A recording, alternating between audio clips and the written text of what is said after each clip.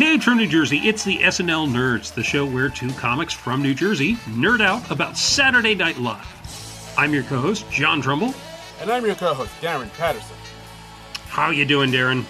Doing good. Happy New Year. First podcast of 2025. Yay! Yay! We're entering our 7th year because we started this podcast in October of 2018. My goodness. Wow. Yeah.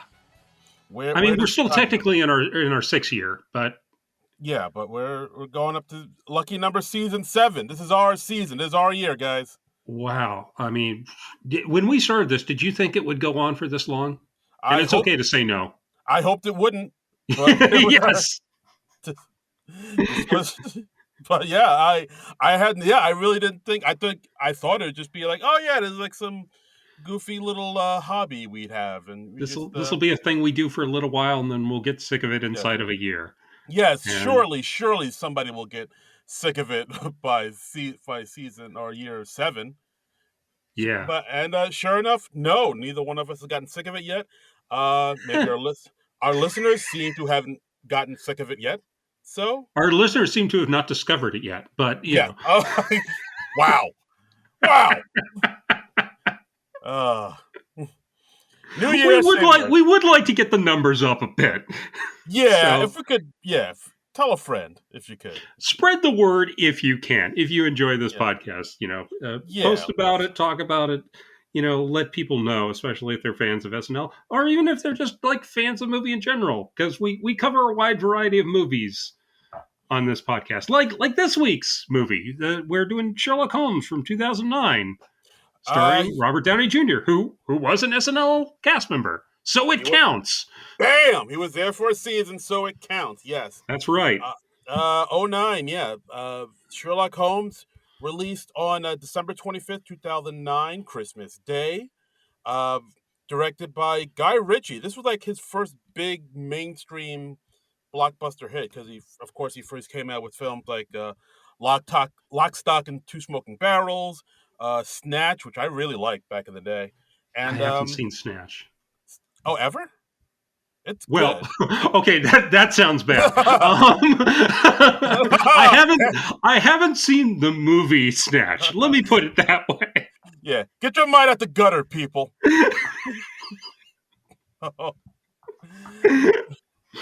I haven't seen Guy Ritchie's movie Snatch. I did quite like the Man from U.N.C.L.E. movie he did a few years back. I thought that was a lot of fun. Yeah, that's a movie that kind of like came and went. I think it if I remember, it kind of bombed. But like I remember it being good. It didn't do so hot. It opened opposite Straight Outta Compton. And Straight Outta Compton did really well, and Man from U.N.C.L.E. just didn't catch on. It was not effective counter programming, I guess. Oh boy! Oh, again, another hit for Henry Cavill. Damn it! Yeah. Hit to his, or whatever. Yeah. But anyway, yeah. So, directed by Guy Ritchie, screenplay by Michael Robert Johnson, Anthony Peckham, and Simon Kinberg. It's a film that had a $90 million budget, and it grossed $525 million. It was a huge, huge hit. This film. Wow. Yeah, that did really well. And of course, they did a sequel a few years later, Sherlock Holmes, A Game of Shadows. Yeah, which I remember hearing that wasn't as well received, but it made money. Yeah. It was successful, and there is still talk about them doing a third one someday, but it's been like over a decade since that one came out. So I wouldn't hold your breath. Yeah, I know. Maybe they'll get it together and do another one. Who knows? I was very pleasantly surprised when you suggested this, because you were like, "Hey, it's we're coming up on January 6th, and that's Sherlock Holmes's birthday." And first of all, I'm impressed you knew that. Well, no, I knew that because last year we did Holmes and Watson with. I think it was over a year ago. I think it was over a couple years ago. Yeah. Oh, was it? Wow. Yeah. Time is an illusion. I have no idea. Yeah, I didn't look up the episode number for that one, but yeah, we did the Will Ferrell, John C. Reilly, Holmes and Watson movie, and yeah, when we did that on or close to January 6th. So, boof. Yeah. I knew it wasn't going to be great, and it was not. Yeah, that's true. But like I know, I just remembered from that, and I know that you, sir, are a huge Sherlock Holmes fan. Yeah, you're a Holmes yeah. head, as they call them. We call ourselves Holmesians or Sherlockians Holmes often. boys. Yes. Oh, well, now you're just making stuff up. But yeah, I started reading the Sherlock Holmes stories, the canon as they are called, um, back in my teens. Oh wow. If you don't know, like Sherlock Holmes and Dr. Watson, they were created by Sir Arthur Conan Doyle. They first appeared in the 1887 Beeson's Christmas Annual, and it was originally a standalone novel called A Study in Scarlet. And then a couple years later, in I think 1890, he wrote another novel featuring them called The Sign of Four, and he thought that was basically going to be it for Holmes and Watson. But then he got a contract to write short stories for the Strand magazine in London, and so he wrote a dozen Sherlock Holmes and Watson stories, and those were eventually published together as The Adventures of Sherlock Holmes. He was commissioned for like another dozen stories, and those were published as the Memoirs of Sherlock Holmes. And Doyle was kind of sick of writing Holmes stories by this point, so he killed off Holmes in the last story Oh my. of those dozen, and he introduced the character of Professor Moriarty and killed off Holmes. And he thought that was it. He was like, okay, I'm going to concentrate on my historical novels, and I'm going to do that, and I won't have to write any of these damn mysteries anymore, because he just like basically thought of Sherlock Holmes as this frivolous thing, and he wrote these historical novels that that was his serious work. But the Right. public just loved Sherlock Holmes. He really engaged the public's imagination, and uh, like supposedly subscriptions to the Strand magazine uh, dropped after he killed off Holmes. So it it was a big part of their sales, and they would come to Doyle over and over again over the years, offering him more and more money to write more Sherlock Holmes stories. And after about a decade, he finally said, "Okay, fine, I'll write another Holmes story." Oh wow. And he wrote The Hound of the Baskervilles, and that was really successful. And then, like I think a few years after that, he and Hound of the Baskervilles was like a flashback to before Holmes was killed off. Oh okay. I was about to ask. Yeah, and then that was really successful. And then he brought back Sherlock Holmes for a new series of stories. And by this point, we're in like the early 1900s, I think. Okay. Um, so Holmes was dead, officially dead, for about 10 years, and then he came back and more popular than ever. All right. Well, how did he explain him coming back from the dead? Well, so okay, it was actually a pretty good resurrection. It wasn't like Holmes didn't really die on screen, because the stories are all told from the point of view of Dr. Watson, his friend and companion and flatmate. And so at the end of the story where he killed off Holmes, which is called The Final Problem, Mm. they're at the Reichenbach Falls in Switzerland. And by the way, I'm getting into like 130-year-old spoiler territory here. Let's do it. Let's do it. Um, but basically, like Watson is lured away from Holmes, and when he comes back, when he realizes he's been duped, he comes back to uh, the side of the falls where they were, and he finds a note from Holmes and just explaining that he's going to have his final confrontation with Moriarty, and from all the evidence to Watson's eyes, it seems that like Holmes and Moriarty were fighting each other, and then they took a tumble and fell into the falls. Oh. So, Okay. so that was like he was trying to give Holmes a spectacular finish and an end worthy of him. And, so he had this super foe that we'd never heard of who came out of nowhere. And then when he brought him back in the empty house, Watson's like, well, how did you escape from the falls? And he says, well, I was never really in them. What happened was I fought off Moriarty and I managed to throw him off, and I threw him off into the falls. But then I realized it would be a great benefit in rounding up the rest of Moriarty's men if they thought I was dead. So he like climbs this sheer rock face and so he decides, he's going to pretend to be dead, and he's like traveling the world for a few years, and he comes back in story about like 3 years after he died, or he was Oh, presumed dead. But interesting. he didn't have to cheat too much to do it. Okay, So interesting. All right, cool. Yeah, so because I mean, I don't know Sherlock Holmes that well. The only thing I do know, mhm. I haven't read the books, but the only thing I do know that I did enjoy is the recent BBC series with Benedict Cumberbatch and Martin Freeman, both who have Yeah, hosted love that. both who have That's hosted terrific. SNL. Yeah, and like what you just described to me, that does sound like one of the episodes that was in there where he fakes his death. I guess spoilers, Yeah, I I guess. mean, because the basic premise, the basic gimmick of the Sherlock series is that they're doing the Holmes stories, but they're just doing them in the present day, Yeah. and they're just updating them in certain ways. And they put a few twists and turns in there to make it different enough and still surprise the people who are familiar with the stories.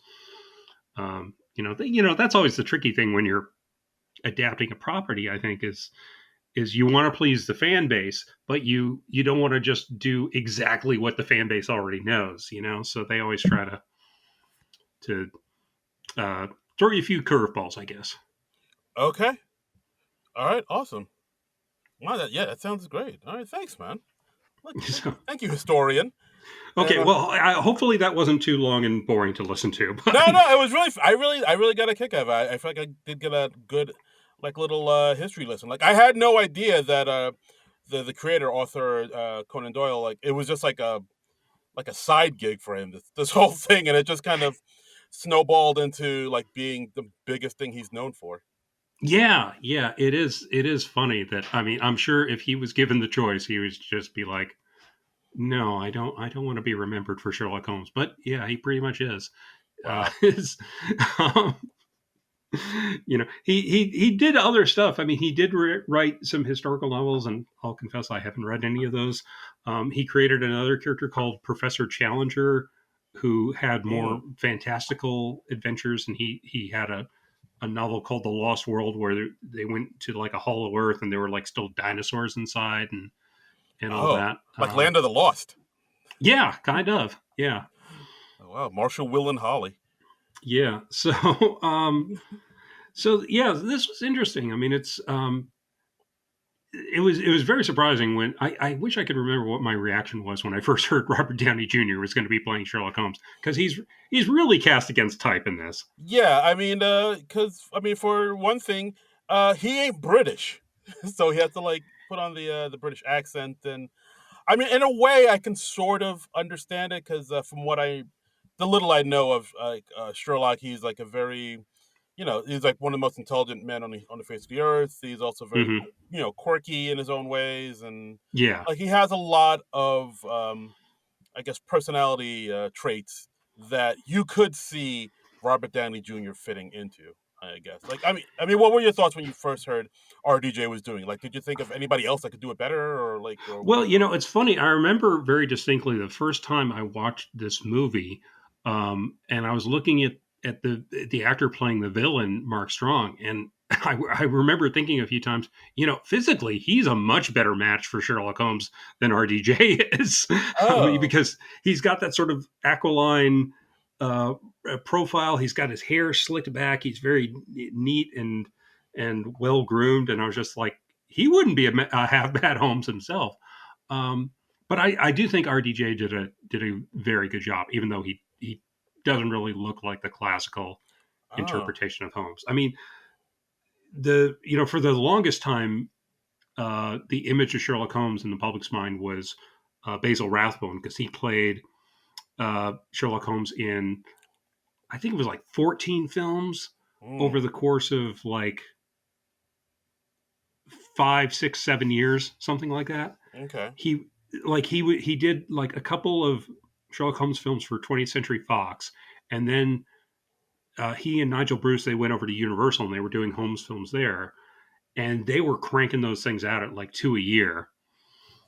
So he got Oh, really identified in the public mind as Sherlock Holmes, and he was the guy for a few decades. And then in the 80s, Jeremy Brett uh, played Holmes in a series that was done by Granada Television, and those are probably like the most faithful action adaptations of Holmes yet, because they really took care to like get the period detail right, and Jeremy Brett just really looked the part, and he had really great actors playing Watson. He worked with two different Watsons. There was David Burke and Edward Hardwicke, and those are really great. I highly recommend those if you're interested in Sherlock Holmes. okay. Yeah, because like, yeah. I mean, I didn't even know like how the books had written his physical appearance. And so I don't know. Like when I heard RG Day was doing it, I was like, oh yeah, I guess so. But like apparently, Mm-hmm. according to the books, like I guess Sherlock was written as more of like a beefier, bigger dude, or Not necessarily beefy. He's always described as like very tall, very lean. I know he mentions like a hawk-like nose, um, and like everybody pictures the general public always pictures Holmes as wearing like a deerstalker cap and has the big curved calabash pipe. Um, the deerstalker and the Inverness cloak, those are something that like Holmes would generally just wear when he's traveling to the countryside, because it's like a hunting cap. Um, okay. in London he'd be much better dressed. And I was reading that like they decided when they were doing this movie not to put Holmes into Deerstalker at all because it was just so much of a cliche. And honestly, since he's in London for like the entire movie, it wouldn't have been appropriate. But so many adaptations do that just because it's what is expected, I guess. Yeah, no, absolutely, absolutely. So, I mean, when you heard that Benedict Cumberbatch was going to be uh, Sherlock Holmes for the TV show, did you think, oh, that's a better Well, fit I as mean, a? he wasn't Cumberbatch is much more the type. I Mm, wasn't familiar with Cumberbatch before he played Holmes, but once I watched it, I was like, oh, I love this. He's terrific. Um, yeah, that's a pretty wonderful show. They've done the odd bad episode, yeah, but overall, I really like that show. yeah, same way. I did like the show, although yeah, there were a few episodes here or there where I was like, I don't know about this. Like the final episode they show, I was Oh like, yeah, the final episode's awful. yeah, I was really hoping it to be. I wanted it to be good so bad, but it's like Yeah, the more I think about it, the more after I watched it, the more it's like, yeah, that no, that wasn't that's good. why I'm really hoping that they are able to come back and do another series of shows, just because I don't want that to be the last episode of the entire series, because it's just so bad and it just doesn't have much of anything to do with Sherlock Holmes. Yeah, you it know? deserves to go out on a better note for sure. Absolutely. Yeah, yeah. Like I think Mark Gaddis and Stephen Moffat, who are the writers and the creators of that show, they're very very good, but sometimes they go all off in their own directions a little too much, and that's one where they really went off in their own direction.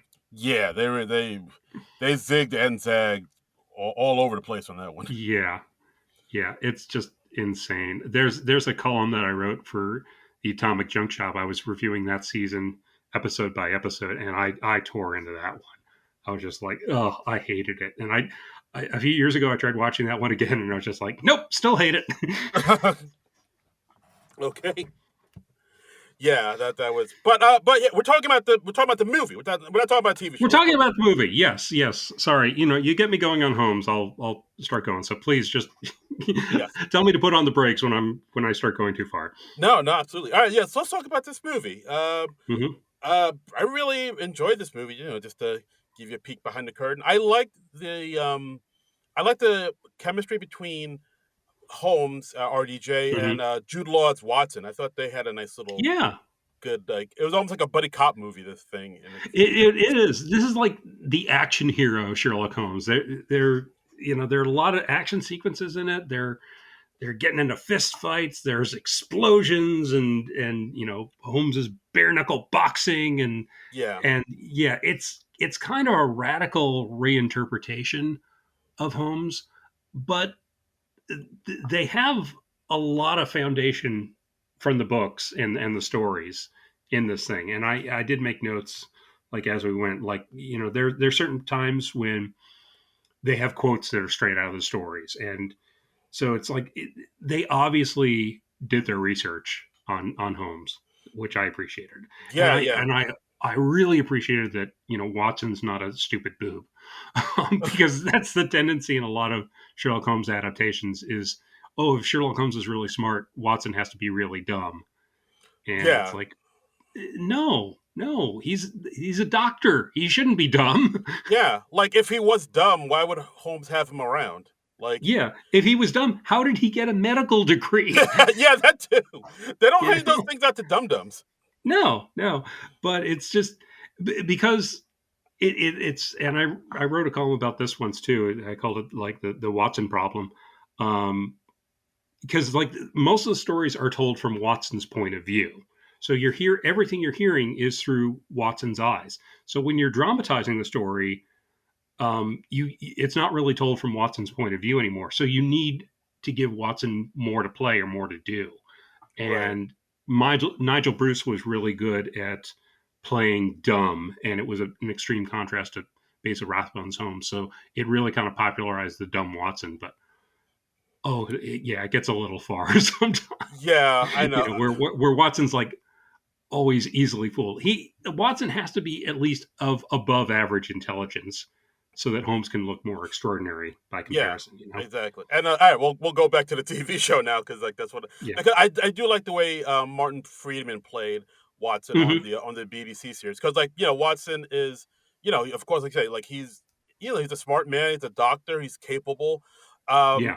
but of course he's maybe not as smart as Holmes, but like again who is, but like he does have something that Holmes doesn't. It's like he has more, I don't want to say, I guess a little bit more compassion, or he's Yeah. more of a down to earth human being, and he understands like people's motivations, and he has, he's not as maybe calculating and like maybe cold minded as Holmes is. So he has that maybe Right. that human touch that Holmes lacks. So in a way, they balance each other out, which is I Mm-hmm. think is a Yeah. better Yeah. contrast than him Yeah, and Martin I Sheen think does. however you do the characters, they do have to balance each other out in some way. And um, so, I mean, this movie, it starts out like just right into it. It's basically like we're seeing like the climax of another movie, or it's like a James Bond type credits pre-credits sequence where like Watson's in a the back of a police carriage with Inspector Lestrade, who's their regular police contact. Holmes is running on foot, and they're after this guy named Lord Blackwood, who's like actually going to sacrifice a woman at an altar. Wow. Yeah, I was going to And ask you that. Is Lord Blackwood part of the books, or is that just a made up? no, that's a completely original character. Interesting. Okay. Yeah, Cool. yeah, And yeah. So like in the beginning, like they're about to bust off this female sacrifice that hmm Lord Blackwood, played by Mark Strong, who's always a bad guy. Uh, like yeah. He's gotten kind of typed, hasn't he? like 9 times out of 10, if you look at his like IMDb, credits, Yeah. he's always the bad guy. He was like the bad guy in the Penguin series that came out recently. He was the bad guy in like Oh, I Kick didn't know he Ass. was in that. Yeah. I mean, He was the bad guy in the Green Lantern movie. He's a good guy in the Kingsman movies, though, right? it's been a while since I've seen the Kingsman. I think he's like the Q type guy in there, right? I think it's been a while since I've seen Kingsman, but yeah, I think so. Yeah. But yeah, but 9 times out of 10, if Mark Strong is in the movie, he's the villain. He's evil. Yeah. Yes, Yeah. and Yeah. yeah, yeah, But I like him. I think he's a good actor. I wish he wasn't quite as typed as the bad guy as he is, but I enjoy seeing Mark Strong in movies. yeah. I'm looking at him now. Like yeah, Shazam, he was the bad guy. Oh, that's right. Yeah, he was Remember him? Savannah in the Shazam movie. Yeah, yeah, Yeah. yeah. Like he's just always like the bad guy. But yeah, but Yeah. then this what Cruella? Oh, I haven't seen Cruella, but yeah, yeah. Like I do like how this movie starts off with a bang, with like a lot of slow Hmm. motion fighting and whatnot. It's like basically a lot of things that Guy Ritchie is kind of known for, because he Yeah. come up, like I said, like Snatch, Rock and Rolla, Lock, Stock, Two Smoking Barrels. Just a lot of like kind of flashy, stylistic fight scenes. Yeah, and it's very fast paced, very fast cut. It's done in a very modern style. It's just kind of saying right off the bat, this ain't your daddy, Sherlock Holmes. Right. Wow. Yeah, to the extreme. Ball with the ball with dang it dang. I mean, fortunately, it doesn't go that far, but I wish it did. yeah, but they're kind of like the rock and roll. Yeah, you hear like corn playing in the background as as Sherlock Holmes Yeah, busting. I wouldn't like that. I wouldn't like that. Oh wow!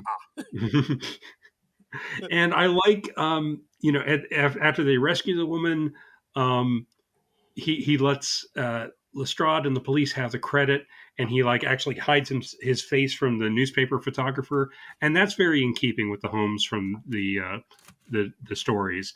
Is a lot of times he would uh, let the police have the credit, because he Holmes was the guy who just did the work for its own sake.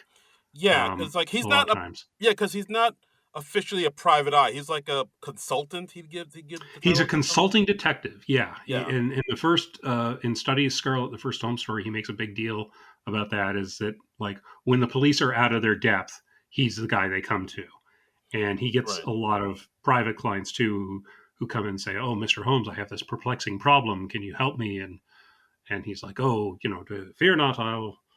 And then, he figures it out. And as you read the stories, Holmes spots clues that Watson doesn't realize, and usually you as the reader doesn't really spot. And then at the end, he of course explains how he did it all. And Oh, nice. we kind of follow that formula in this movie. There's a lot Yeah, of mystifying things happening, and for a lot of the movie, you're just like, oh, what's going on? I don't really know what's happening. Does this guy have supernatural powers? And by the end, Holmes is like, nope, nothing supernatural happening at all. yeah. That's the thing. Like, it's because like, but basically, so when they capture Blackwood and put him away, like us, the viewer, think that he has these supernatural magic powers. He's been dipping in the black arts, the black magic, That's right. Yeah. practice Santeria, Yeah. and like he ain't got no crystal Oh, ball. now I've got that song in my head. Yeah, you Oh, do. that's not right. Ugh. I Oh, hate that song. I hate yeah, that song so much. yeah. Like Sublime, the band Sublime is very hit and miss with a lot of people. It's Yeah. you either love them or you hate their guts. Uh, Yeah. but oh wow, sorry, I didn't mean to. I didn't mean to trigger you there. But yeah, it's like you with Blackwood, you think he actually has some magical power throughout the movie, Hmm. but then like at the end of the movie, you see that he doesn't, and you figure out how Sherlock Holmes was able to deduce all that. But I did like that little thing of Hmm. where they just kind of kept that a secret, making you think he was some big, like some warlock up until the end of the movie where Yeah. you Yeah. realize that he wasn't. I did like early on when they first show us the Baker Street apartments, the camera angle that they're doing and the camera movement that they do. It's very much like the opening credits of the Jeremy Brett series, Mm. and I've seen the Benedict Cumberbatch series kind of ape that shot too. That's just that show casts like such a long shadow that it seems like the Holmes adaptations that have come since have to kind of like do a little tip of the deer stalker to that. So I thought that was a really nice touch. And we find out that Watson is actually getting ready to move out of Baker Street. Mm. He's moving to his own place in Cavendish Place, which I'm not sure. I don't know London geography well enough to know where in London that is.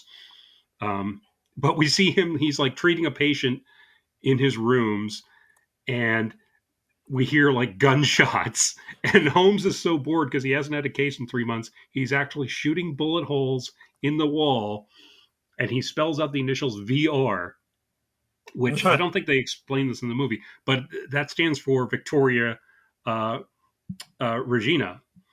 Uh, Oh, I didn't even know so, that. for Queen Victoria.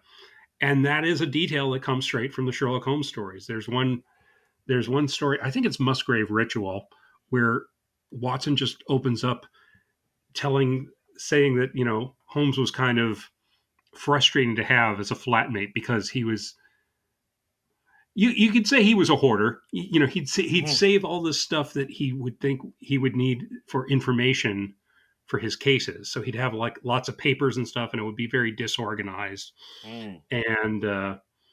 And yeah, one time he's so bored that he shoots a VR into the wall, Okay. and Watson says, like, I feel strongly that the atmosphere or the appearance of our room was not improved by it. It's Yeah, just a very understated British way to say it. yeah. 'Cause I remember that was a thing on the TV series where Ben Hmm. would just shoot at the walls, and I Yes. thought it was just like, oh, the quirky thing they threw in, but I didn't know that was part of the original Yep. books.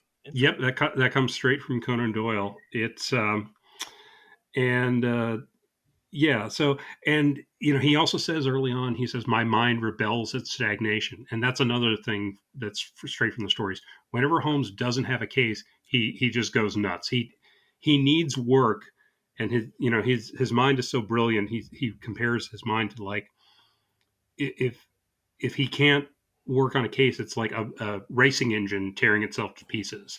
Interesting. So Wow. Okay. so yeah, and that's why he also in the stories had a cocaine addiction. Oh. So, Oh, to but just to sort of quiet his mind a bit, or mm, I mean, I don't know if cocaine yeah, does that, yeah, but yeah. The Sign of the Four literally starts out with Holmes shooting up. Watson is watching him, and the first line of the book is, "What is it today? Morphine or cocaine?" oh And boy. Holmes says, well, it's cocaine. It's a 7% solution. Do you want to try it? And Watson's like, no, and you shouldn't be taking it either. Um, Now, like back then, like cocaine was legal, and people didn't really know how damaging it could be. Yeah. Um, you could like literally walk into a drugstore and purchase some cocaine. The good old Uh, days. yeah, yeah. And there's a line early on where Watson actually says, "Oh, the thing you're drinking is meant for eye surgery." That's like a veiled reference to Holmes using cocaine, because cocaine was apparently used for eye surgery as Oh like an wow. anesthetic or something. Damn. I I don't had know. no idea. Wow. The Victorian era was wild, man. Wow, it sounds like they were like SNL in the 70s. Just cocaine Yeah, everywhere. yeah, exactly. But they're like shooting it up. Oh, yeah. It wasn't until the 70s we wised up and it's like, no, you should snort it. Yeah, yeah, exactly. Wow. Oh, simpler times. But so they're getting ready to hang Lord Blackwood. Um, and his last request is he requests to meet Holmes, and but before that happens, Holmes is meeting Watson's soon to be fiance, Mary Morstan. Yeah, and of course, yeah, like I did like that scene where because you see that Holmes is kind of not loving the idea of Watson leaving Right. and him moving on with his life and being engaged and whatnot, and you try to figure out like why that is. Like, is it because he really does miss him, or is it just because him leaving maybe kind of upsets his order and upsets his way of Hmm. things?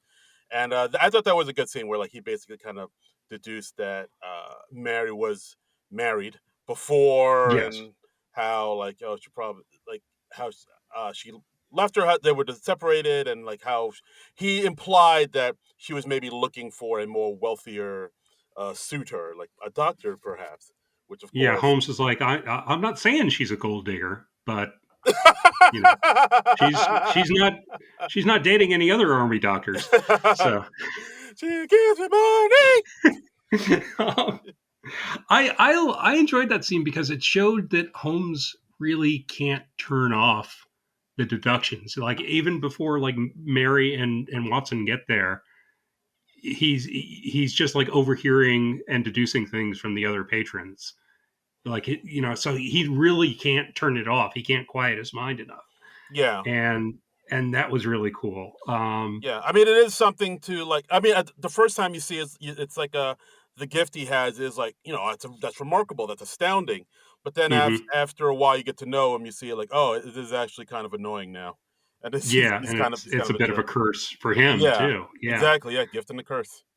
Yeah, yeah. And it ends very quickly with Mary like throwing her wine in Holmes's face because he's rude enough to and tactless enough to be like, "Oh, well, you dumped him and you went towards greater game." Mm. And and she's like, "No, my fiance died, you fuck."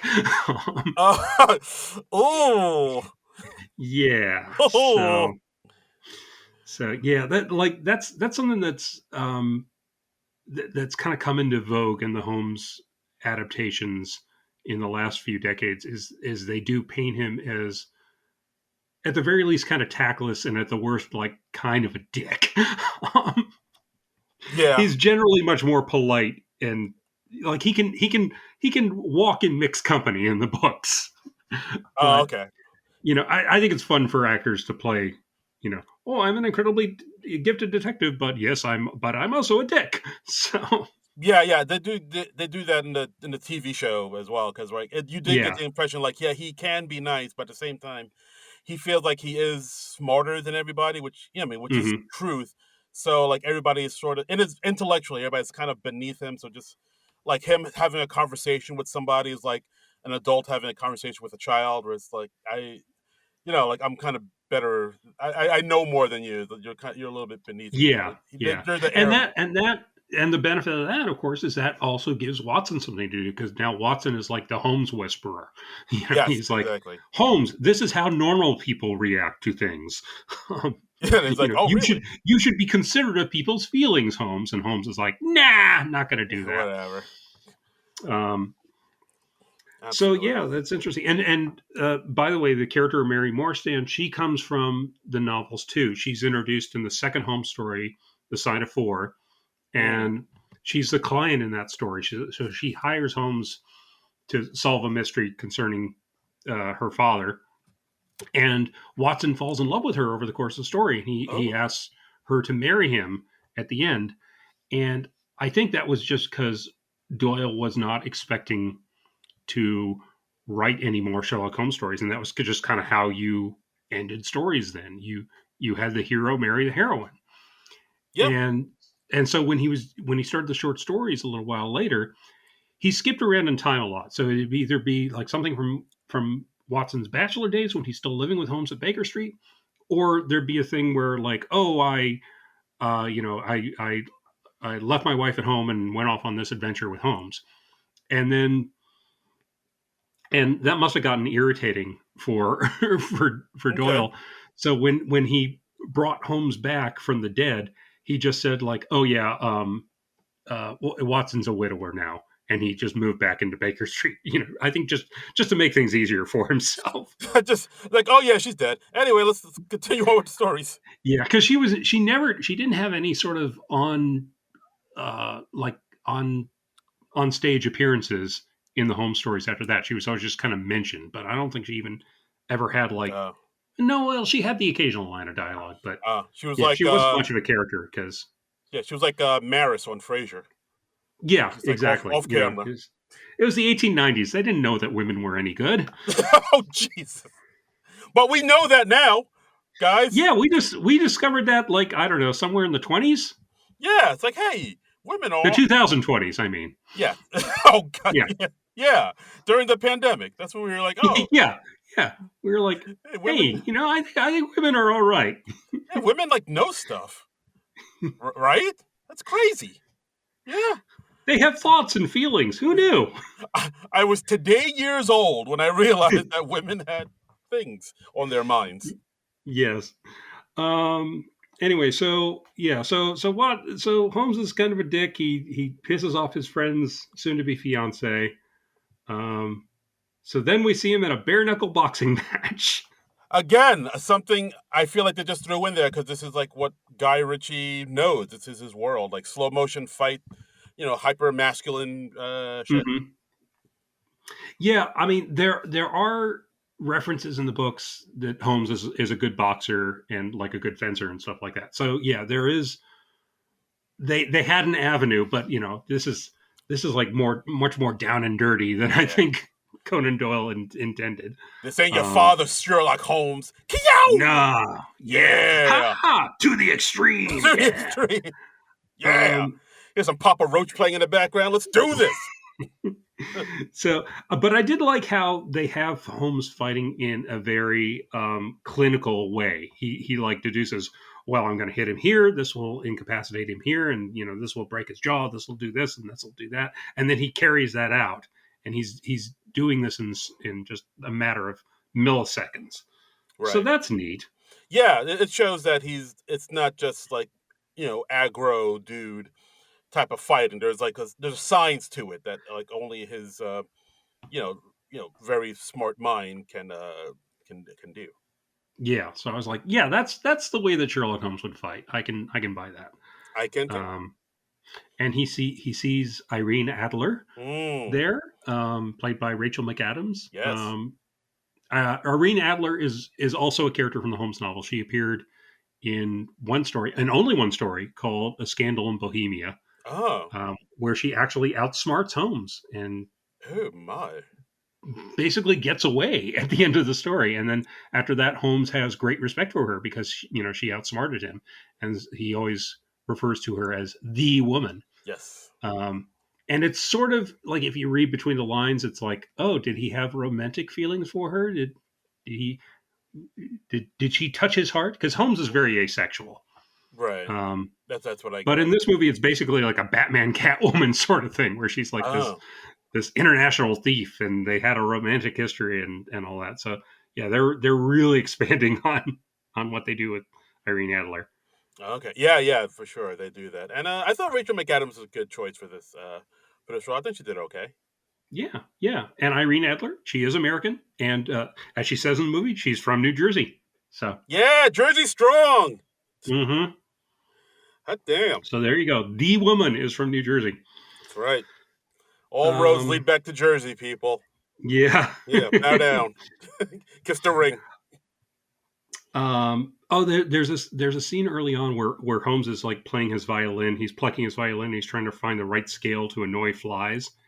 Right, and that comes straight from the movie The Adventures of Sherlock Holmes with Basil Rathbone. And so that was sort of a tip of the hat there, where he's doing the same thing. And it was fun. I was like, hey, I watched that movie just last week. That's funny. Oh, wow. There's a lot of Easter eggs in here than that just went right over my head. I didn't even realize it. There are, yeah. They do put in a lot of Easter eggs for the hardcore Holmes heads like me. So all right, respect. I enjoyed that. Okay. But yes, I mean, as far as the movie goes, so Blackwood, he talks to while in prison, he wants Holmes to talk to him and tell him a few things, and then but him telling him like predicting that this is not the end of me. There'll be more deaths that you won't be able to. Death is only the beginning. Yes, that you won't be able to stop. And of course, and then they continue on, and Blackwood is hung. He is pronounced dead by Dr. Watson, and and that is the end of. He takes his pulse, and yes, and that is the end of him, or so we think. And the end of the movie. It was only 20 minutes. I was very surprised. It was a very short movie. I was like, how are we going to do an episode about this? I don't know. Yeah. Holmes, when he's talking to Blackwood, he also has a line where he says, like, oh, I want to dissect your brain, then that'll be of benefit to somebody. And that, I think, is also a callback to The Adventures of Sherlock Holmes, the movie, where Holmes says to Moriarty, he says, you have a wonderful brain, Moriarty. I admire it.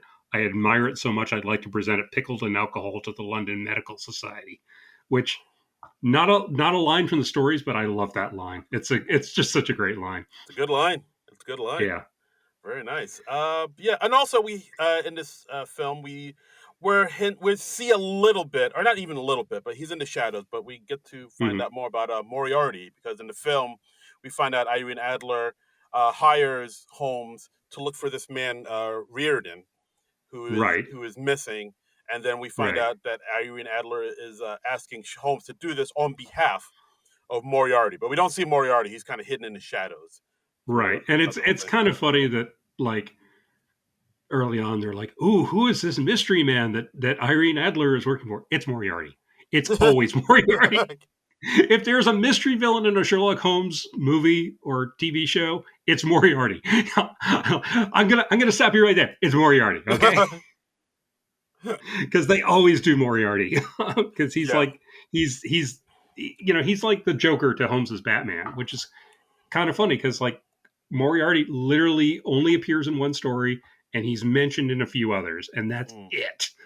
Yeah, but that's another thing I was going to ask you. Like, are there any other bad guys in the Sherlock Holmes, or is it just Moriarty? Is there like a what is it? Yeah, like because there are 60 Holmes stories that Doyle wrote, and like I said, Moriarty appears in one, The Final Problem, and he's mentioned in a couple others, and that's it. There are other notable villains, but it wasn't like a serialized thing. They were standalone stories. Okay. So like there's a story, there was one of Moriarty's henchmen, Sebastian Moran, who was like a sharpshooter, and he was the villain in The Empty House, which was a story where Holmes came back to life, or comes back from the great hiatus. And Irene Adler, I guess, would count as maybe not a villain, but at least an opponent of Holmes's. Okay. But she's not like the Victorian Catwoman that she is here. Okay. And I'm not really criticizing it. It's a fun way to go with her, and I totally see why they went that way. Okay, yeah, because I always did wonder if Sherlock Holmes had like a rogues gallery, like the same way Batman, Spider-Man, Superman do, or is it because they just always seem to just focus on Moriarty? Like he always seems to be. Yeah, like if you're Luthor. Looking at the adaptations, Moriarty is his Lex Luthor, his Joker. If you're reading the stories, no, not so much. It's basically like they're standalone mysteries. Holmes solves a mystery, and that's the end of it. And usually those people are never mentioned again because they were, these were just. It was just like a short story that was running every month in the Strand magazine. So, and they serialized a lot of novels. Like the Hound of the Baskervilles was originally serialized. Oh, interesting. And so was the Valley of Fear. But 56 out of the 60 Sherlock Holmes stories are short stories. So it's more just like Holmes solves a puzzle. Interesting. Okay. Yeah. Okay. Fair enough. So it's not like the Joker's broken out of Arkham Asylum again. Time to go get him. Yeah, not really. But Moriarty's like the most dramatic, memorable villain. So again, I totally see why they go for him. Yeah, I get it. All right, that makes sense. So then in the movie we Sherlock Holmes hears from the police that somehow Blackwood has escaped he's back from the dead. Ooh. Somehow Blackwood returned. Oh Jesus. That's a whole nother podcast we could talk about. And Holmes points out, well, Holmes is trying to bait Watson into staying and working one more case with him. And Watson's like, no, I'm retired. I'm getting married. I've already bought a boat. I'm too old for this shit. If this was a Lethal Weapon movie, I'd be dying in the next reel. And Holmes says, like, well, hey, your professional reputation is at stake because no girl wants to marry a doctor who can't tell if a man's dead or not. Oh, good point. So they go to the tomb. The police are saying like, oh, Lord Blackwood broke out of his tomb, and the tomb has apparently been smashed open from the inside. They open up the coffin. There's someone else inside of it. Who is it? Who could it be? Yeah, the game's afoot. All they know is it's not Blackwell. Yeah, it turns out it's Reardon, the guy that Adler was looking for. The ginger short person. But they don't say. I don't even know if I could say that word. But ginger dwarf. Like Watson says he's a dwarf, and then Holmes corrects him and says he's a midget. And I know midget has like a specific medical definition, but it's also like regarded as like a slur against little people. Yeah. So I don't know exactly the rules there, but that's anyway. But now they have a case, and the game is afoot. Yes. And Holmes gets a watch from the guy in the coffin, and he makes deductions from the man's watch, and Watson helps out too, which is, again, that's right out of the Sign of the Four. where Watson hands Holmes a watch and says, "Oh, what can you tell me about the person who owned this?" And he's like, "Oh, well, it was obviously he was a drinker because there are scratches here where he was trying to wind the watch, and his hand was too shaky to do it. It's been pawned several times, so he had money problems, and yeah, and so I like that. Yeah, it's good. Then they find the Reardon's home, and they find that Mm-hmm, they break in. They see there's like this lab full of things he's mm-hmm, been experimenting on. Which, again, these are all clues that'll come back into play later. But at the time, right. I didn't think much of it. But Yeah, yeah, but it's very oblique. Like Holmes very is much wandering around, and he's like, "Ah, yes, okay," but they don't really tell you what he's noticing and why. You just know that he's noticing something. right. He was working on some type of formula, and he was working on something. And then two guys who come in, and they're there to burn down all the evidence. Right. And then, of course, another fight breaks out. This is like the It's third like fight in a row we've gotten we this we movie. haven't had an action sequence in like 10 minutes now. We Yeah, we need to we need to have a big fight scene. So yeah. So we, uh, yeah. So yeah, it's a big old fight. There's this huge French dude that named Dredger yeah, who comes in, and yeah, it's another big old brawl. yeah. Holmes zaps him with his repulsor ray, Hmm. and then the big guy's like, "Wait, you're not playing Iron Man anymore," and RDJ's like, "Right, my bad, sorry." Old habits. Yeah, there's this big chase scene. The giant is like uh, going after Holmes with a hammer, and he's like knocking over these moorings for a ship, and the ship backs out into the Thames, and it's it's just this thing that screams out like, "We're in a big budget movie." Yeah, it's impressive though. It's an impressive fight Hmm. scene, but Yeah, yeah, it doesn't. Yeah, it does feel like I see what you mean. Like because it in the world of Sherlock Holmes that it's created, it doesn't feel like it's out of place. This fight scene, it right. feels like all right. I No, can believable. This is believable enough. yeah, it works for the homes that they've created for this movie. I agree because yeah, they're doing like Holmes and Watson action stars. So Yes. yeah, so in that regard, yeah, we have to have an action scene every 10-20 minutes. Um, so Holmes and Watson get arrested because of all the destruction they've caused. Oh, you can't do yeah. But they're the heroes. What do you mean they get arrested? Oh, I don't know. Yeah, you and can't. they're put in they're put in this outside pen, so it's like they have a timeout basically. Yeah, penalty box. Yeah, I was like, I didn't know any London police kept people in outside, but okay. Yeah, yeah. You cool off, Mister. Oi, You're in the backyard. yeah, you stay in the yard, you. Yeah, and Watson kind of tells off Holmes, and just he's like, "Hey, I didn't complain when you did this, that, and the other thing, but you can't screw up my relationship with Mary." And then Mary comes by to bail out Watson. Watson's like extra pissed at Holmes because he was supposed to have dinner with the future in-laws with Mary's parents. So, Yeah, and I also think he bought a ring for Mary, but he accidentally mhm. dropped it. He dropped it at the at one of the fights, so he lost Right? it. Yes, he did. He did. Yeah. Um, so Watson gets bailed out, and he's like, "Yeah, I'm done with this. Washing my hands of you. Mm, I'm going to go get married. I'm going to have a normal life." And then okay. Inspector Lestrade, pronunciations vary, comes to get Holmes, and he's like, "Well, I didn't bail you out, but these other people did, and you have to. They want you to go with them." And Holmes gets into a carriage with them. They put a hood on him. They're like, "Oh, you're not gonna know where you're going." And when they get to where they're going, Holmes is like, "Yeah, I know exactly where I am." Yeah, it's because like they pass certain. He's able to hear things and like smell Smell things, smells. That's only like very. That only certain places have the smells and hears.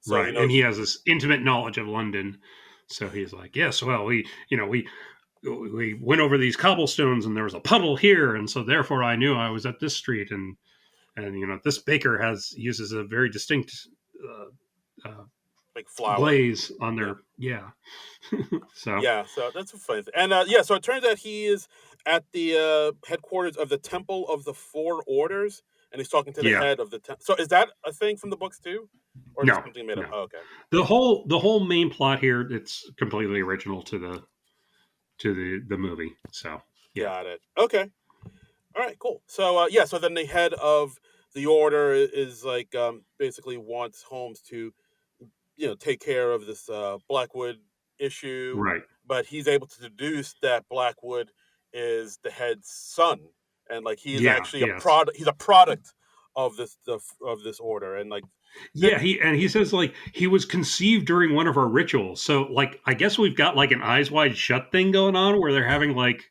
orgies or something. yeah, like I didn't expect the movie to get this. It gets kind of dark around here because like this organization. I'd forgotten that aspect. He says like, "Oh, he was conceived during one of our rituals." I'm I like, was like, oh "So you're god, just like straight up fucking a woman in front of a bunch of people? What's yes. going on, dude?" So they can be sure of the purity of the seed, which will I, I, bear fruit. Yeah, I don't know. so this order is like some They weird. just kind of ran over that, but I was like, that really jumped out to me at this viewing. I was like, Yeah, conceived during one of our rituals. What the hell, dude? yeah. I wish Sherlock was like, whoa, whoa, whoa, what the fuck? Yeah, we're still in Victorian England, dude. What's going on? Like, bro, that's nasty. Like, you maybe hold hands in public. You're not. You're straight up fucking in front of people. Y'all nasty. I'm out. Peace. I wish Holmes would have said that. Yeah. Well, he basically does. He basically pieces out because they were like, "Oh, we'd like to hire you as to help us out with this." And Holmes is like, "Yeah, well, the nice thing about being a freelance consulting detective is I can turn down certain clients, and Mm-hmm. I'm turning you down." Yeah, Boom. yeah. Denied. So Denied. so then he goes to Irene Adler's hotel room at the Grand Hotel. Because she told him where she was staying before, and she says like, "Oh, it's our old room." So it's kind of implied that they had a thing in the past, and Yeah. she also like disrobes right in front of him. So yeah, she's like, "I'm going to go behind my what do they call that thing Like, where they're dressing oh, behind like the the curt the like the room divider, something like that. yeah yeah you know the Victorian ladies are always changing behind that." Mm-hmm. Um, and but she like we get a sexy back shot, and Yeah. she's like, "Oh, you can see me naked, Holmes, because we've had a thing." Wink. Yeah. um and Holmes warns her that she's in danger. He says, "Oh, I'm going to take you either to the railway station or the police station." But then he finds out that Irene Adler has drugged his wine. Oh, great And Scott. when Holmes wakes up, he's handcuffed to the bed, naked, and there's like a pillow in front of his crotch. And Yeah. when a chambermaid comes in, he's like, "Behind this pillow lies the key to my salvation." Yeah. Key to my release, Or baby. yeah. Mhm. And she's like, Ooh. screams and runs away because Victorian England. Yes, of course. But then while this happens, we see that the head of the order is taking a bath in this like copper Hmm. bathtub, Yeah, and and we see that Lord Blackwood is able to somehow get in, make the water boil, and yeah, kill him that way, which is yeah. He dies in his bathtub when he's apparently all alone. So pretty and gruesome. yeah, and Holmes is investigating the crime scene, and he's like, "Oh, you stupid idiots! You drained the water, you stupid policeman!" Yeah, you dumb fucks. Yeah, and the policemen leave him alone for a minute. Holmes finds a secret passage. Yes, and he finds like a secret room for Hmm. the order where it's like full of like mystical things on the table. There's like the secret book of spells. I got a pentagram on the floor and Yeah, all that's that shit. like Yeah, just straight up voodoo shit. yeah. It's like a home voodoo starter kit. Yeah, exactly. Like the ones they sell at Walmart. So Yeah. yeah. So he's able to take the book of spells and a feather and an ox bone and like a few other things, and then make his way Hmm. out of there, Yeah. which is so neat. And Yeah, and so then we see the Home Secretary, who is another one of the guys who was talking to Holmes. I didn't catch that guy's name. I just wrote him as Home Secretary in my notes. Mm-hmm. And he nominates Lord Blackwood as the new head of the order. Oh, And right. they're That's like, Coward. I think his name was. Coward? His name was Coward? Yeah. There was somebody Like named Noel Coward? I believe so. Let me Okay. All double check. right. But Yeah, well, it doesn't matter. okay, Like I said, I'm just calling him Home Secretary. okay. But he's like, hey, but Lord Blackwood, he should be our new head of the order. And they're like, hey, he's dead. And Home Secretary's, yeah, not so much. Yeah. Then Lord Blackwood appears out of like a specter and walks Yeah, down the stairs, and like everybody suddenly gets in line except for that one guy who the one dude. That was the American ambassador, right? yes, Ambassador Standish. Ambassador Sandish, yes. Yes. So So he's like he's like, stands up to him saying like you're a threat, you're insane, you can't be in charge. And so of course that's when Lord Blackwood seemingly sets him on fire as he's yeah, about to attack him. And then of course he panics, runs out, smashes through a window, and falls down to the ground in the rain. yep, This ain't your daddy's Sherlock Holmes, man. yeah. Yo. And So yeah, yeah. And uh, the guy who was standing up for who seemed to align himself with Blackwood that's Lord Coward. Lord Coward. Huh. Yes. Okay, I didn't catch that, but all right. So Holmes is able to get the body of the guy who tried to kill him and Watson at Reardon's house, the Ginger Midget. They examine the body, and from the way that the body is dressed and the state of his hands and everything, he's able to deduce that the guy worked at a slaughterhouse, and Ah, they were able to from there. Him and Watson were able to narrow it down at this one slaughterhouse that is owned by the order by the river. So they're like, all right, let's go there. We'll find some clues. right. And then that's when they get there. They find Irene Adler tied up to one of those contraptions like that has like a buzzsaw Hmm. that like slices the pigs in half and also like shoots out fire. So Yeah, she's handcuffed and she's dangling from her arms on this thing where they have like pig carcasses there, and she's being carried towards a bandsaw. And Holmes and Watson rescue her, but Blackwood makes his escape, and there's this big explosion. yeah, like that's the other thing. It, So is there a lot of action scenes and explosions normally in these Sherlock no, Holmes not books? really, Oh, not okay, really. all right. No, All right. no. Like this is way more Lethal Weapon than Sherlock Holmes at this Okay. point. All right. All right. I just wanted to make sure. I was like, Um, for a minute, I was like, is it always this action packed in these no, shows? I mean, like their prose stories, there'd be like, it'd be something that would be described in a sentence or two, Mm.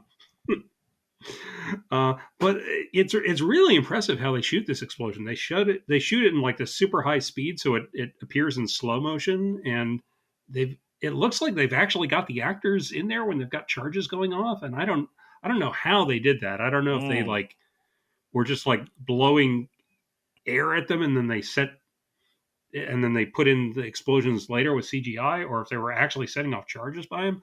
But however they did it, it looks great. Okay. All right. Fair enough. Fair enough. So, But yeah, it does so look good. Watson's injured in the explosion. He gets like some shrapnel in his shoulder. And there's a warrant issued for Holmes's arrest. Yeah. Now he's on the Uh, run. um, yeah, and Adler has another ominous meeting with Moriarty. Oh, I'm sorry, the mystery villain who Yeah. totally isn't Moriarty. It could be It's anybody, John. it's totally Moriarty, people. You don't know that. I know that. Okay. um, and we see another headline that says "Panic in the Streets: American Ambassador Burned by Hellfire." And then there's another headline: Sherlock Holmes wanted. Did you notice that like every newspaper headline in this thing is dated Friday? Oh, is it? Yeah, I didn't it's know like that. that's Friday, and then we see a newspaper headline from the next day. It's also Friday somehow. Oh, wow. It's just like, okay, Did they only release newspapers on Friday back in the day? I think it's just more like the props people just didn't pay that close attention. Wow, dude, that's excellent observation, Holmes. Good stuff. Oh, thank you, my dear Patterson. Yes. um, Yeah. and there's a nice scene where Watson's in the hospital and Mary is there with him, and Holmes is there in disguise as a doctor, Mm. and Mary uh, is smart enough to recognize that it's Holmes, and she's like, he'd be cool being wounded. He would say it was like uh, worthwhile for the cause, and that's sort of aping like a quote from one of the Holmes stories where Watson's injured in one. And he's like, "Yeah, it was worth the wound to hear Holmes's concern Oh, for me." that's so sweet. Yeah, because like the stories, they're very Victorian. They don't express feelings for each other like uh, positive or negative that much. Okay. Like sometimes Holmes has a cutting remark. Sometimes he'll say something nice. Um, Oh, but it's few and far between. okay. All right, fair enough, fair enough. So yeah, so then Mary says to Holmes, like, you need to solve this. You need to solve this case, Mhm. Holmes. So then Yeah, Holmes goes back to his house. got to get this, or the chief's gonna take away your badge. Yeah. So now on And the run, Holmes figures, well, the best way I could do this is maybe use some of the book of spells that I yeah, swiped from the order, and he draws the pentagram on the ground and uses all the voodoo dark magic he's kind of learned, and yeah, kind of goes into this deep dark trance and just goes into yeah, and the darkness. he holds up in this. I don't know what it is. I think it's just like some. I don't know why he's not doing that at Baker Street. I'm Honestly, assuming it's because he's on the run, oh, I right? guess because he's wanted. Yeah, Yeah, because he's a wanted. yeah. Okay, so he's on the run. Yeah, Okay, I take that back. You're right. he's a fugitive, John. That's right. He's a fugitive. Yeah, that's right. And Lestrade's after him That's and all right. that. Looking for the one-armed And man. right, yeah. And they're checking every farmhouse, hen house, outhouse, I, and whatever house. I didn't kill my wife. I don't care. That movie's so damn Check out good. The Fugitive, folks. It's so damn good. So damn good. Um, and Watson and Adler show up and they meet up with Holmes there, and Watson's like, "Oh, I took the shrapnel out myself because I'm manly." Arr, Yeah. I got a mustache. Man, I'm a man. Arr, I'm macho. Arr. Arr. I'm Action Watson. Arr. Ooh, yeah. um, and so Holmes starts to explain some of his deductions, and he's like, "Oh, the order of the four. What is it? The order of the four. Uh, It's not the four tops. it's the Supremes, John. Oh, it's the Supremes. No, Okay. no. Diana Ross and the Order of the What did Four. they call themselves? It was the order of the four something. The Order. Shit. The Temple of the Four Orders. The Temple of the Four Orders. Okay. Yeah. Yes. Not a very memorable name, but No. like he's like, oh well, the murders we've seen so far, this first one was the man, the guy who died in the tub. Mm-hmm. No, wait, the first one was a man. The second one was the ox. I Oh forget yeah. what the ox is symbolizing. The ox, the foot of the lion, the wing of an eagle, the bone of an ox, and the head of a man. And he was able Okay. to deduce that like 3 of those murders, match up or coincide with one of those things. Like they were symbolic. I remember that the American ambassador, he was the eagle because American eagle. America. And Holmes is like, only the lion is remaining, and that symbolizes Parliament. So Blackwood's after Parliament. Yes, exactly. So now they have to rush over to Parliament to stop the assassination attempt. Right. They're planning to basically kill off most of Parliament, except for the ones who follow them, and then they're just going to take over. Right. And they're staging a coup. Basically, they're doing their own January 6th. Yeah. I mean, Holmes's birthday. Holy shit! I just put that together. Wow! It all comes together. Wow, this movie prescient. Layers. Yeah. So they're a bunch of Trumpers, basically. Oh my God! It all. Wow. The villains in this thing are MAGA. I mean, the guy's name is Coward, so we just need like a guy in a buffalo head. Yes. And, like stealing Nancy Pelosi's podium or something. Yes. Make Britain great again. Wow. It all. That's too creepy. Mabuga. I didn't put that together watching it, but when we're summarizing it, yeah. Wow. Think about it. Wow. This. I think we unlocked something here. This is. We did. We unlocked the secret symbolism of this movie. Yep. Holy shit.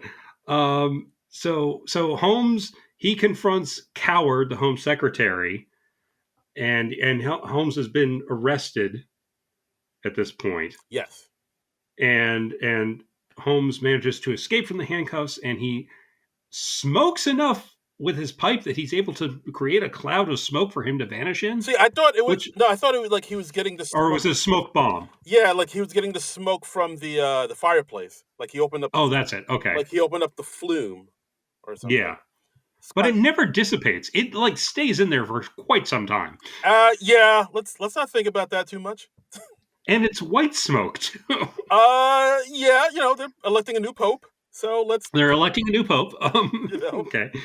I did like Lestrade comes to arrest Holmes, and for a little bit you think that he's in on the plot because these are government guys, and they of course control a lot of the police, and you think like, oh my God, Lestrade's had a heel turn. What's going on? And he actually slugs Holmes at one point. He's like, I'm going to enjoy this because Lestrade in the stories, he appears in, I don't know, maybe about a dozen of the Sherlock Holmes stories, and Holmes doesn't have too much respect for him as a policeman. Lestrade is there to like give the wrong deductions before Holmes gives the right deductions. Yeah. Lestrade's like, well, this is what happened. The father obviously murdered this guy, and Holmes is like, oh no, you stupid boob! It was obviously because of XYZ. Ha! You're so stupid. You're so Police dumb. suck. Yeah, Lestrade more like Lesuck. Yeah. I'm so smart. Yeah.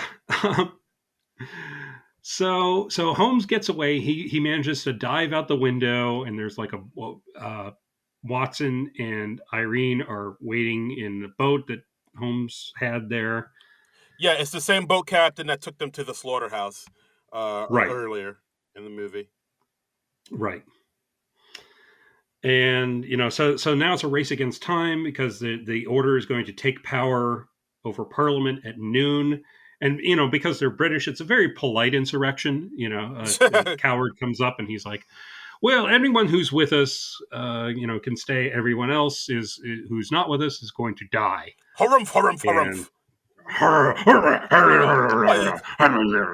And there's a lot of harumphing. I didn't get a harumph out of that guy.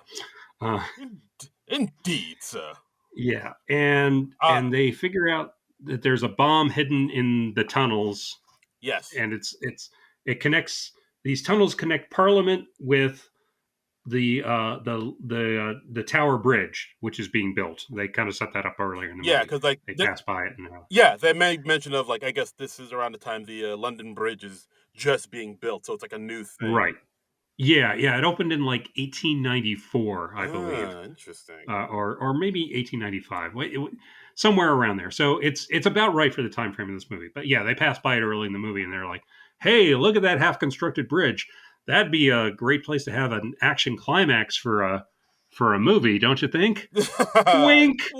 Wink. And which, yeah. And I think that was a little too blatant. Where Holmes and Watson, they both broke the fourth wall and turned to the camera and just winked at us. That was a little odd. I was like, that was a little much. I was like, I don't know where you're going with this Guy Ritchie, but all right.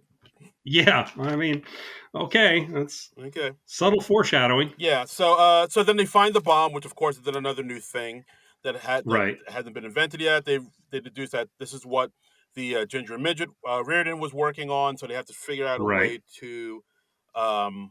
Ginger Midget's a great name for a band, by the way. It really is. Like, hey, Any indie bands out there want to look for a name for a band. Tell me you wouldn't go see Ginger Midget. Yeah, I would. Saw them open up for Paramore back in the day. Yeah. It's pretty rad. They're pretty great. So they try to defuse the bomb. Of course, the henchmen come and see them and like, hey, what you doing over there? And then, of course, what's all this then? Oh, it's exactly. No then. Yeah. And we get another fight shootout scene, and we get the big hulking French goon from earlier. He gets into He returns. Yeah, he returns, and he's like, "Hey, you miss me?" And he's like, "Oh, wait, are you Jaws? Shouldn't you be like beating up James Bond or something?" Da da da da da da. And yeah, so they have a fight, and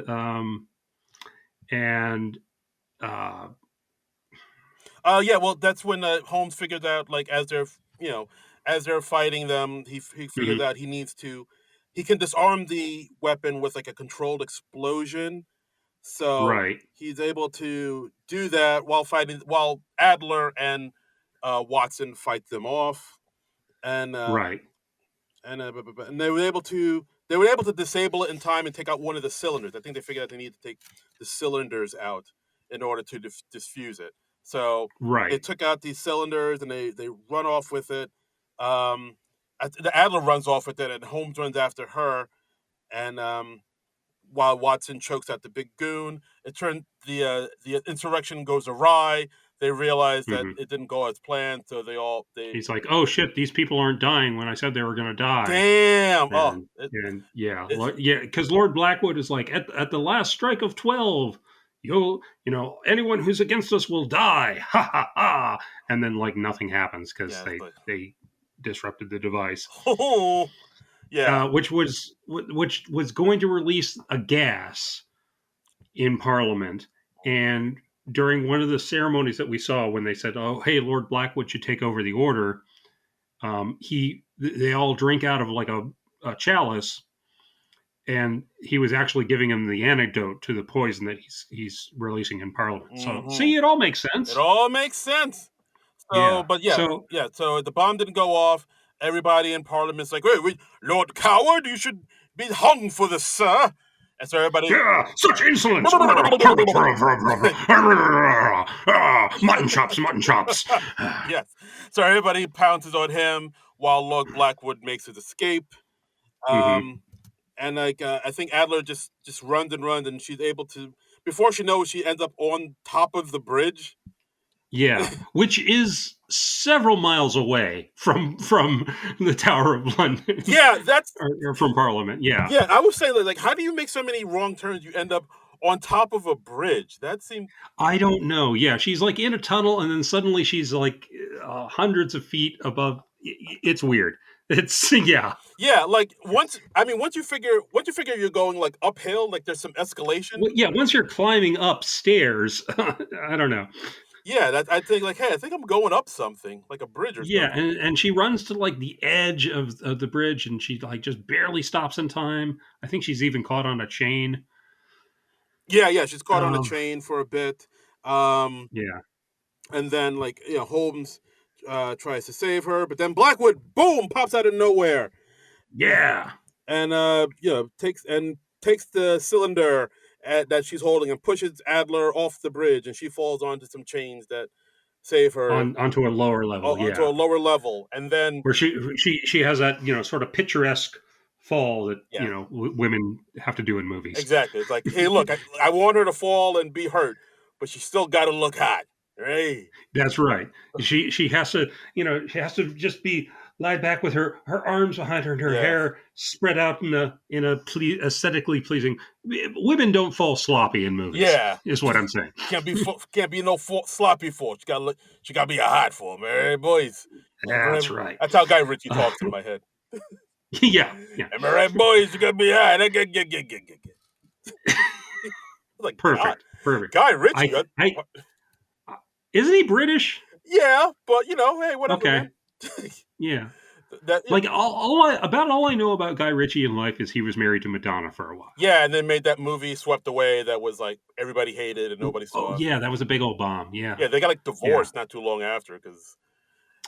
That's how Yeah. bad that movie was. It broke up a marriage. Sure. Yeah.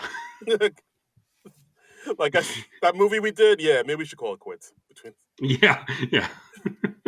But yeah, so I kind of want to see it now. I never saw it. I just remember. I've never seen it either. I just wonder if there's a point where it's like, yeah, at this point you can see Madonna deciding to divorce Guy Ritchie. You can see her going through the divorce lawyers in her head. Yeah. Like, should I go with this guy? Or... Um, so we got like basically our final showdown between Holmes and Lord Blackwood, and Holmes, and it's sort of like a last fight. But Holmes is also like, here's how I deduced that you weren't really doing black magic at all.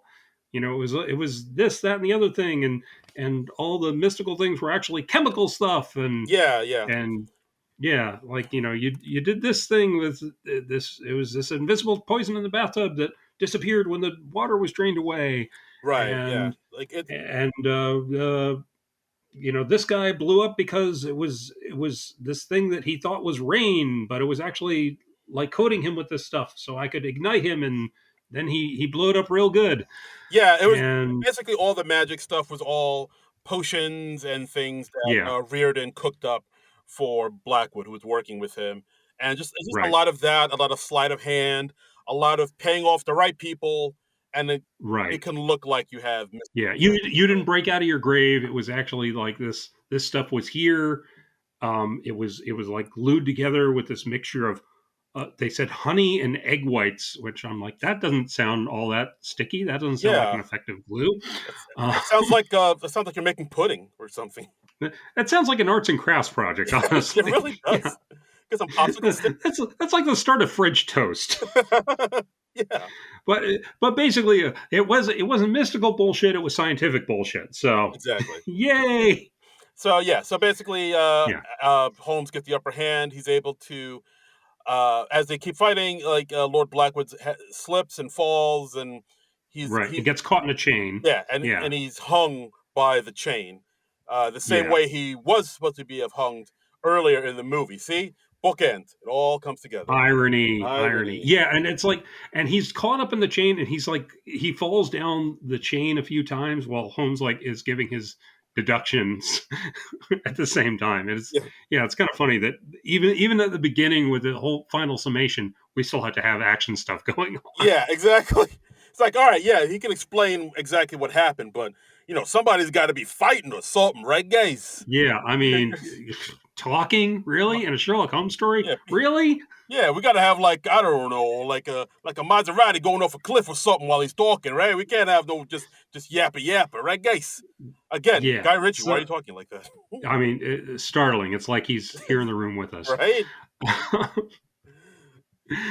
So Lord Blackwood gets hung, hoisted on his own petard, hung from the chain, Mm, fancy and words. Holmes goes down to the next platform, and he wakes up Irene Adler, Yes. and she's like, Moriarty, the mystery villain's name is Moriarty, What? and yeah, and Holmes is like, yeah, I fucking know, A doy? because I've known since 15 minutes into this movie when you were talking to the guy in the shadows. Yeah. You know, the type of shadows one could have a game in, perhaps. Ooh. Yeah, Setting it, I see what I did there. setting it all up for the Yeah, sequel, baby. that's right. And it turns out that Moriarty wanted that component to make a bomb or something like that. Yeah, he was able, like, basically when everybody was left and left the bomb alone, that's when Moriarty came back in, Right, took one small component that is like, can't be found anywhere else, it's hard to duplicate, and he's using that for right, his own nefarious reasons, and like it's that little component that is worth millions upon millions. So like in the end, right, he got what he wanted. right. And she says, "Don't underestimate him. He's just as smart as you, but even more devious." And Holmes is like, "We'll see about that Yeah. in a sequel coming to theaters in 2 to 3 years, Yeah. I and think." and then the threequel, we'll see. Yeah. Yeah, and then the film ends basically with, because at this point, after they explained everything, I wrote it down. I was wondering, hey, how did Hmm. Blackwood survive the hanging the first time? And Oh, yes. the Yeah. very next scene, they explained how he survived the hanging the first Yeah. time. Yeah. Watson and Mary, they walk in to the room at Baker Street. Like Watson's cleared all his stuff out. They're visiting Holmes. Holmes is like hanging from a noose. Mm. And Mary's like, "Oh my god!" And Watson's like, "Wait for it, wait for it. Don't let this fucker down." Hold on, let's hold on. Yeah, and there was actually like a hook in the back, and he had like some sort of harness on, so that the weight was distributed to his waist and his midsection instead of his neck, so he didn't break his neck when he was home. Yeah, and he took a toxin that slows and stops his pulse. So Right. when Watson took it, it wouldn't be able to register. So that's why He Watson. was only mostly dead. Yeah. And then they took him to Miracle Max, and he fixed him all. He fixed him right up. Drew Blave. Yeah, and there was also a rodent of unusual size in the lab at one point. Oh So yeah, there was an ROUS. Yeah. yeah, I didn't think they existed. And yes, and that's yeah. basic. And Oh, and also Holmes poisons a dog. oh yeah, the dog comes. He's fine. The dog comes back. Yeah, like it's a running gag that Holmes like tests his knockout drugs on their pet dog, Yeah, is that it? Oh, which is kind of a funny gag. it But kind of is, but I don't know how well that'd go along. Like, I'm sure Pete would be up in arms, but the dogs yeah, end up. Actually, that's another thing I want to ask you. Like, is there a dog in the books called Gladstone, or is that made up? no, no. That like when Holmes and Watson are first moving in together. Um, Watson says, "I keep a bull pup," and but the dog is never mentioned again in the books. So some people are like, "Well, what happened to the dog?" Oh dear. And this is sort of like their answer for that. Um, he does at one point in Sign of the Four, I think. Holmes gets a bloodhound named Toby from an owner who lets him borrow him when Holmes has to track something down. Um, so, Oh, okay. Wow, interesting. All right, but cool. but he doesn't have a dog of his own in the books. I see. Got Or if he did, that that dog died really quickly. it. Dad, real nice. Yeah. Yeah. So then the movie ends with the cops coming to them saying like, "Hey, one of our men was found dead by in the sewers where you guys were at with the bomb." And then that's when Hmm. they bring up the fact that a piece was taken and it was probably Moriarty. And the game is afoot. The case is open, good sir. Dun dun dun dun dun. Dun. Yeah, yeah, Yep. and yeah, roll credits. Roll credits. And yeah, Roll credits. and that's the movie. Overall, I enjoyed it. I thought it was a good film. Like, I mean, I'm more interested in hearing what you thought because you're. I mean, I don't know. Are you like more of a purist when it comes to people adapting Sherlock Holmes and things like I that? Or can be. I can be. Like, I mean, it bugged me. Like, I still haven't to this day seen a lot of the Basil Rathbone films because after the first couple, they went from the Victorian era and they updated it to what was then the modern day okay, of the 1940s because they wanted Holmes to fight Nazis mm, because World War II was happening. right, right. And I was like, "Oh no, I don't like that. I'm not going to watch those." Yeah.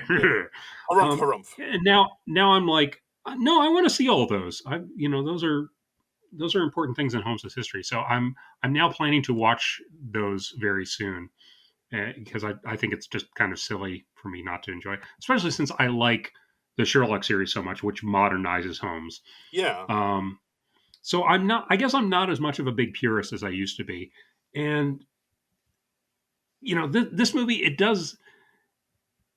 it goes out there, but I do think it's a very entertaining movie. Yeah, it is for And sure. there are a lot of things along the way where I'm just like, okay, yeah, that's from the books, that's from the books, that's from the books. So yeah, they obviously did their research and they had a foundation for what they did. Yeah, it does get very action movie things. I don't think Watson would actually slug Holmes.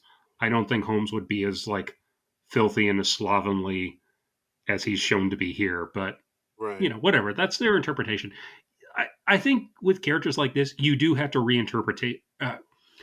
Reinterpretate. Yeah, that's a word. You have to reinterpret them over the years to kind of keep them alive. Yeah, I mean, I think as long as you stay true to the character and like Hmm. what they would and would not do, and you Yeah, don't try to, you don't try to make it into something it's not. I think as long yeah, as you do that, you'll be okay. In my yeah. So like I can quibble with it, but I like when this was originally out, I went to see it in theaters twice. Oh, I nice. remember at one point I tweeted like, screw Avatar, I'm going to go see Sherlock Holmes again because I just had no interest in Avatar Yeah, really. yeah, that's back when Um, everybody was all about people still are all about Avatar, but for a yeah, while, like, people are, just obsessed with that movie. yeah, and I enjoyed this movie. I hated the sequel. I thought the sequel did a lot of stupid things. Yeah, I don't think I've still seen it just because, like, I remember how badly, it was just, like, people just weren't happy with that sequel at all. Yeah, I think the sequel they leaned into a lot of the more extreme things that this movie did, Mhm. and they kind of took it further. Okay. And they did, they brought in Holmes's brother, Mycroft Holmes, and I thought they had brilliant casting for him. They had Stephen Fry Ooh, playing nice. him, and I was like, oh, that's perfect. He's wonderful. He's ideal for the part. And they had one scene in particular with Mycroft, which I was like, no, that's so dumb. That's so not what the character Mycroft is, and Okay. because Mycroft is basically Holmes, but even more so. He's supposed to be even smarter than Sherlock Holmes, but he's very lazy. Oh, So interesting. he can make more thorough deductions than Holmes, but he's too lazy to check to see if he's right. He won't do the legwork necessary to be a detective. Oh, interesting. Uh, Okay. but he's made himself an important position in the British government because he knows so much. Like Holmes is like his power is omniscience, and he can put all these factors together to see, and so he advises people at high levels of government, Okay. and he appears in a couple of the Holmes stories, and he's a great character. And again, he pops up in a lot of the adaptations just because he's such a fun character. The same as Moriarty and the same as Irene Adler. I mean, they use these characters so much because they're fun characters. Right. So I totally get why the adaptations go for these characters a lot Okay. because it's cool to get their hands on them. Mhm. And hey, Sherlock Holmes is in the public domain now, so you don't even have to clear the rights Oh, wow. with the Conan Doyle estate anymore. So Oh, that's wild. Okay. yeah, yeah. So I don't know if they'll finally make a third movie in this. Yeah. If they made one, I'd probably go see it. I really hated the second one, but it's been a long time. I'll go see it. I'll give him another chance. Yeah, I mean, I think, Jude Law does a great job. I think him and Hmm. RDJ have good chemistry, and I don't think they've aged out of the role just yet. So, like, I mean, but they're gonna have to get a move on and, like, Yeah, really I mean, do they both this. still look good for their age. Yeah, And let's see, RDJ, he's somewhere in his late 50s, I think. I think so. I'll look And it up. I don't know. Jude Law. Jude Law, by the way, here's a little interesting tidbit. Jude Law, actually, one of his first acting jobs was in an episode of the Jeremy Brett series in the 80s, Oh, really? or maybe the early 90s. Yeah, Oh, that's pretty but cool. yeah, yeah. So Neat. he goes from being one of the people in the Sherlock Holmes stories to playing Watson himself, which is Oh, neat. brilliant. So, Alright, so, and I think Rachel McAdams did a really nice job too. yeah, So she did. I like her as an actress a lot. Yeah, she did good. Jude Law is Mm, 52, okay. RDJ 59. He'll be 60 in April. Okay. Yeah, they should get a move on. Yeah. I should get a move on. Not getting any younger. No, none of us are. Nope. Yeah, we're Nope. getting older by the day. Really are. Really Oof. are. So, Yeah, overall, um, yeah, Sherlock Holmes, good movie. hmm yeah, I'd say it's a so. good movie. It gets out there at A times, little bit, but yeah. it's a fun movie. It passes the time agreeably. Hmm. I liked it. So let's see. We asked folks if they had anything to say, and my friend Alan Gibson on Blue Sky says, and he, by the way, his bio says, writer of Diamond Previews, fiction and essays, rooter of baseball, scholar of history and Sherlock Holmes, drinker of stouts. Ooh. And he says, I like the film. I like the second one, though it has the exact same plot as League of Extraordinary Gentlemen. RDJ is not how I ever imagined Holmes, but his manic performance works for me. I would still watch the third film in the series, though that iron is so hot it would cause frostbite. Ouch. So,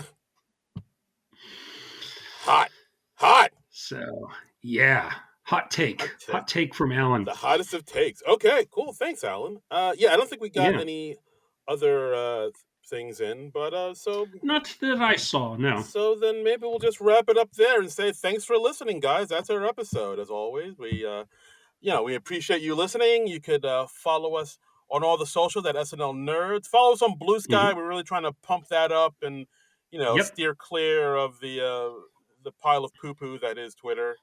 Follow us there. You could, our YouTube page, as always, listen to this podcast on the YouTubes. You can donate to our Patreon at Non-Productive.com. And you can follow me on all the socials at Darren Credible. That's DARIN Credible. You can follow me on all the socials at Trumbull Comic. That's TRUMBULL and the word comic. And you can also follow us on Facebook and Blue Sky at SNL Nerds. So just search for SNL Nerds and you should find us. We'll pop right up for you. Mm-hmm. And how? So, and next week, well, I guess what we're doing next week is still a little up in the air. We were talking about it a little bit before we recorded, but we're not quite ready to announce it. Is that fair? Yeah, that's fair. We're still working on it. We're still still marinating on it, as they say. But we follow us on the socials. We will let you know ASAP. So we will announce it as soon as possible. Yeah, we might be doing a particular movie. We might have a guest for that particular movie. We gotta, that's So we're juggling that stuff. But follow us if you for all the updates, all the hot new updates, and we'll let you know. We will let you know. Yeah, and if you have a suggestion, let us know. We love to get suggestions on like, hey, you should cover this, or have you covered this? And we'll say, hey, no, we haven't. That's a great idea. Let's do that. Mm-hmm. And that could be you. That could be you. You lucky bastard. So that's right. Do that. Wow, I got really aggro there for a minute. I don't know. You did. You're very aggressive. I was hoping to come across playful, but whatever. But much like Sherlock Holmes, you're just not good around the people, and you end up pissing them off inadvertently. Oh dear. Yeah, and you have horrible personal hygiene apparently. What? Oh. Yeah. Is that what you've heard? That's what I've heard. It's mostly what I've smelled. Oh, all right, fine. But I'll shower. I'll try this whole. Okay. I'll try this whole showering thing people are talking about. See that you do. That you do. I'm sorry you had to find out this way. See what all the fuss is about. Yeah. This whole teeth brushing thing. I'll try that too. Well, let's not get ridiculous. But anyway, we'll be back next week with something cool. But until then, nerds out.